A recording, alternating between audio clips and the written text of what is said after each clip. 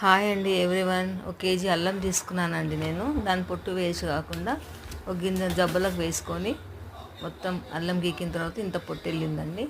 దాన్ని మంచిగా జల్లెట్లోకి వేసి నల్ల కింద పెట్టేసి మొత్తం మట్టి వేయలాగా వాష్ చేశాను క్లీన్గా. వాష్ చేసేసినాక చూడండి మొత్తం ఎంత డస్ట్ వెళ్తుంది అందుకే అదంతా తీసేసానండి. తీసేసి శుభ్రంగా జబ్బ జల్లెట్లోకి వేసేసి పక్కకు పెట్టేశానండి. కొంచెం ఆరిన తర్వాత చూడండి అంత నీట్గా అయిపోయింది, అంత చక్కగా. అది కొంచెం డ్రై అయిపోతే పొడి పొడిగా అయిపోతుందండి. నేను ఇప్పుడే కడిగాను కాబట్టి కొంచెం పచ్చిగా ఉంది. చూడండి కొంచెం మట్టి గిట్ట ఏమీ లేదు. అలా శుభ్రంగా కడుక్కొని జల్లెట్లోకి వేసి చూడండి ఒక హాఫ్ అన్ అవర్ అయిందండి, అంత డ్రై అయిపోయింది. చాయ్ మసులుతప్పుడు కొంచెం అల్లం పొట్టు వేసినాం అనుకోండి, అల్లం చాయ్ రెడీ అవుతుందండి. సూపర్ టేస్ట్గా ఉంటుంది. మీరు కూడా ఇలా ఒకసారి ట్రై చేయండి.